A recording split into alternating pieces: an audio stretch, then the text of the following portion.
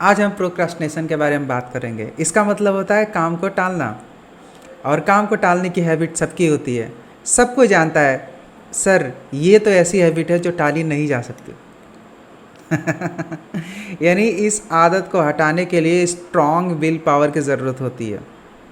एक बच्चा, एक स्टूडेंट एग्ज़ामिनेशन हॉल के सामने खड़ा है और ये सोचता है कि अगर ये प्रिपरेशन मैं 1 महीने शुरू कर दिया होता, अगर रिवीजन मैं 1 महीने पहले शुरू कर दिया होता, तो आज 90% पाने से भी मुझे कोई नहीं रोक सकता था। लेकिन आज एटलीस्ट टेंशन तो नहीं होता, कुछ तैयारी नहीं है, पता नहीं पेपर में क्या होगा। होता है कि नहीं ऐसा?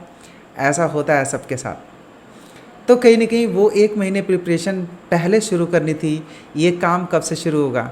हो ही नहीं पाता है। स्ट्रांग विल की ज़रूरत है। तो इसके पहले एग्जाम्पल्स की हम बात करेंगे। एग्जाम्पल्स में देखा जाए तो हमारे पास 2 तरह की प्रोक्रास्टिनेशन है। भाई हम स्टूडेंट हैं, यही 2 प्रोक्रास्टिनेशन से मतलब है। पहला एकेडमिक्स और दूसरा पर्सनल। अगर एकेडमिक्स में देखा जाए तो साधारण तौर पे जो होता है पाइलिंग अप ऑफ असाइनमेंट्स।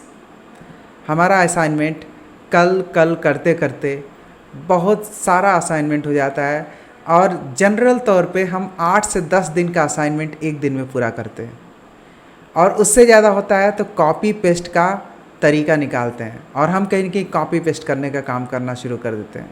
यानी और बुरी कंडीशन। हम कभी नहीं चाहते हैं ऐसा हो, लेकिन ऐसा करना पड़ता है, क्या करें। दूसरी चीज़, एग्ज़ाम प्रिपरेशन में डिले करने की आदत। जैसे हम कहीं ना कहीं 2 महीने पहले तय करते हैं कि हमें एग्ज़ाम का प्रिपरेशन करना है, रिवीजन आज से ही शुरू कर देना है ताकि इस एग्ज़ाम में मेरी तैयारी अच्छे से रहे, है कि नहीं? 2 महीने पहले से डिस्कस करते हैं, लेकिन एक्चुअल में क्या होता है कि हम कहते हैं आज तो नहीं यार, आज कम से कम 4-5 घंटे मिले तो पढ़ना था, लेकिन आज तो हो नहीं पाया, कल करेंगे। दूसरे दिन मालूम चलता है कोई और कारण, तीसरे दिन कोई और कारण। अच्छा, ये कारण कहाँ से पैदा होता है पता नहीं, बट एवरीवन नोज़ कि वो 2 महीना कैसे 2 दिन में कन्वर्ट होता है। Everyone knows. हज़ारों कारण होते हैं, सबके कारण उसके हिसाब से होते हैं, और करते करते ये ऐसा मालूम चलता है कल ही तो एग्ज़ाम है, तो कर भी क्या सकते हैं, जो है प्रिपेयर करो। तो ये चीज़ कहीं ना कहीं एक जनरल चीज़ है जो कि हम स्टूडेंट्स में पाई जा रही हैं। दूसरा है पर्सनल। पर्सनल के बारे में डिस्कशन इम्पॉर्टेंट हो जाता है, और ये डिस्कशन इसलिए इम्पॉर्टेंट होता है कि अगर आप डेली बेसिस पे एक्सरसाइज करते हो तो आपका जो ब्रेन है वो हेल्दी फील करता है, और हेल्दी फील करता है तो आप कहीं ना कहीं पढ़ाई ज़्यादा अच्छे से कर सकते हो। But we don't do exercise daily, because हम कहते हैं आज तो नहीं हो पा रहा है यार, कल करेंगे, आज मन नहीं कर रहा है एक्सरसाइज करने का। किसी दिन एक ही बार हम 1 घंटे तक एक्सरसाइज करते हैं और अपने बाइसेप्स चेक करने लगते हैं, अरे बाइसेप्स नहीं बन पाया। तो ऐसा होता है, और फिर क्या होता है कि एक बार एक्सरसाइज 2-3 दिन करने के बाद अगर शरीर दर्द करने लगे तो मालूम चलता है 15-16 डेज तक दोबारा एक्सरसाइज हम नहीं करते। ऐसे करके हमें टालने की आदत है, हमारा गैप बनता जाता है, तो उसमें ये चीज़ छूटती है। दूसरी चीज़ क्या है? Self improvement activities. अब ये क्या चीज़ है? तो इसमें सबसे पहले आती है जर्नलिंग, जिसमें क्या है कि आपको रोज़ अपने गोल को लिखना चाहिए, और रोज़ आपको पॉजिटिव अफर्मेशंस करनी चाहिए। इससे बहुत ज़्यादा हेल्प मिलता है अपने आप को चेंज करने में। पॉजिटिव अफर्मेशन बहुत ज़्यादा रोल अदा करता है। अगर आप में बदलाव आया और आप में चेंज आया तो क्या होगा? जब आप में चेंज आएगा, आपके बॉडी में, आपके सोच में चेंज आएगा, तो आपका मार्क्स बढ़ेगा, आपके सोचने का तरीका बढ़ेगा, तो आपसे, आपके दोस्त से रिलेशन बेहतर होंगे। बहुत सारी चीज़ें अच्छी होती है जब आप में इम्प्रूवमेंट आता है। तो दूसरी चीज़, तो जर्नलिंग इम्पॉर्टेंट है। दूसरा है मेडिटेशन। मेडिटेशन क्या होता है कि सारे सिलेबस होते हैं, इतना सारा सब्जेक्ट होता है, इतना सारा स्ट्रेस हम हैंडल करते हैं, लेकिन इन सारी स्ट्रेस को हैंडल करने के लिए क्या चाहिए? वो पावर कहाँ से आएगी?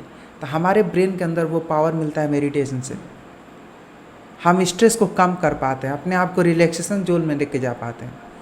लेकिन समय के साथ साथ स्ट्रेस तो बढ़ा जा रहा है, लेकिन भगवान ने जितना हमारे अंदर ताकत दिया है उसी दम पे हम उसको हैंडल कर रहे हैं। लेकिन अगर हम मेडिटेशन करते, रिलैक्स करते अपने ब्रेन को, तो शायद हम और अच्छे से परफॉर्म करते। सोचिएगा इसके बारे में। इसके बाद से होता है planning, that is daily planning. और डेली प्लानिंग की बात करें तो हम नहीं करते हैं। मतलब इसको मैं अगर अच्छे से लिखूं तो हम बात कर रहे हैं डेली प्लानिंग की। डेली प्लानिंग हम नहीं करते।